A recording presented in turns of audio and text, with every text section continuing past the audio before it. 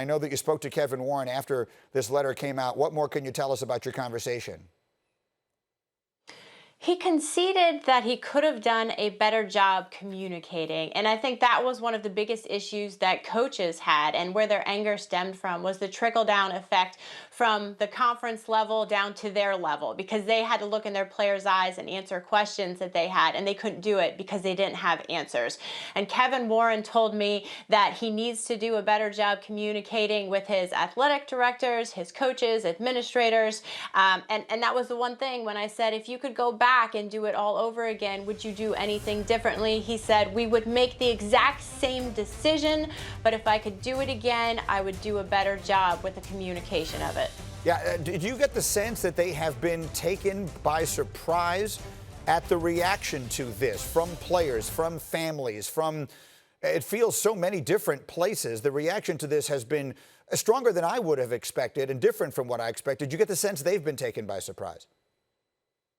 When I spoke with Kevin Warren, I used the word backlash. I said, what is your reaction to the backlash of this decision? And he said, I wouldn't call it that. I would call it passion. He said, we have some of the most passionate college football fans, players, and parents. I understand their anger. I understand their frustration. But he said he would not use the word backlash. He said he expected some of it. But Greeny, we also have to remember that a large percentage of the angst is coming from some of the wealthiest and most successful schools. We're talking about Ohio State, Michigan, Penn State, Nebraska, the blue bloods of the Big Ten that have the resources and testing. So naturally, parents look at those programs and say, yes, my kid feels safe there because they're being tested twice a week.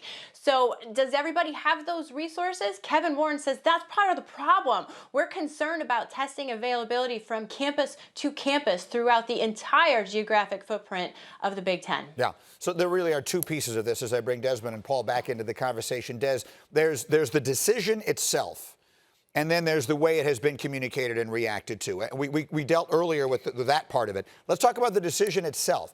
At the end of the day, Desmond, you're one of the biggest stars the Big Ten ever produced. Do you believe that they made the right call?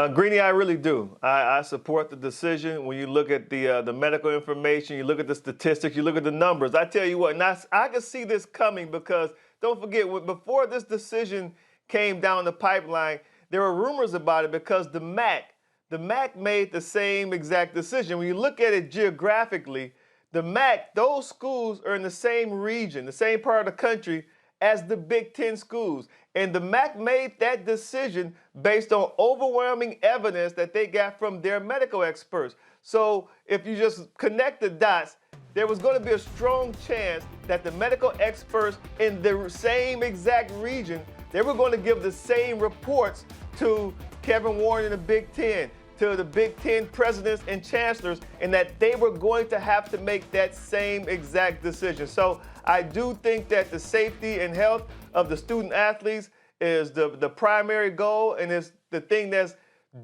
drove this decision. So I do support it, Greeny. You know, Paul, there's so many different directions we could take this. One of the things I'm thinking is that as all of the criticism is being aimed in the direction of the commissioner of the conference's office, that frequently happens in the NFL, and my answer has been, you do realize that Roger Goodell has all these people that he works for who are really making these decisions.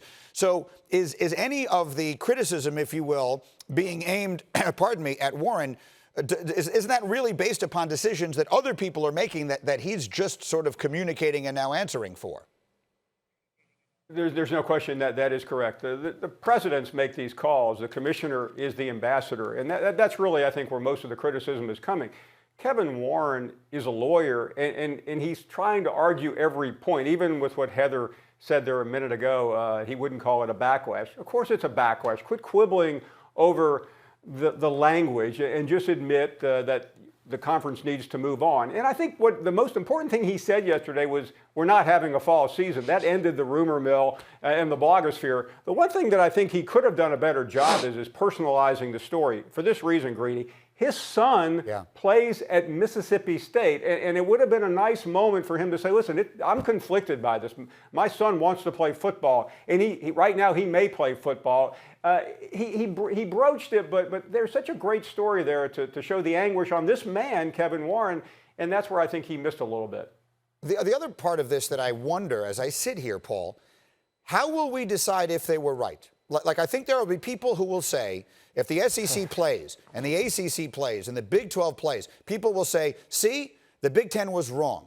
I don't know if that necessarily makes sense. How will we decide ultimately if this was right or wrong?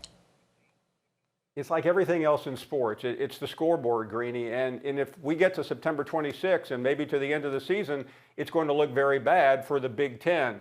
And one more thing to consider, Ohio State's the biggest name in the Big Ten, Greeny.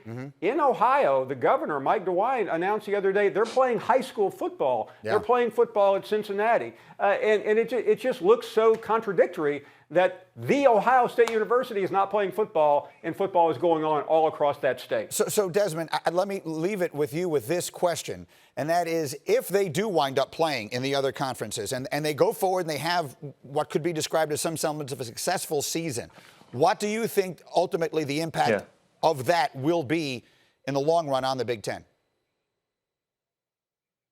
It would be an extremely negative impact on the Big Ten if the ACC, the SEC, and Big 12, they go along and they have a complete season and they try to crown a championship when you're looking at the Big Ten and the Pac-12 who couldn't make it happen. I don't foresee that going on. I mean, the ACC, as you've seen recently, 2 schools in the ACC, Notre Dame and UNC, they've already had to stop practices and then go online with the student body as opposed to having the kids on campus because the numbers started to creep up. So I think we'll continue to see this trend throughout the country as kids come on campuses. So it's going to be very challenging for those 3 conferences to have a college football season. I'm hoping that they will now. We're all pulling for these guys because this is what we do. And I want to see them be successful, but they have an uphill battle.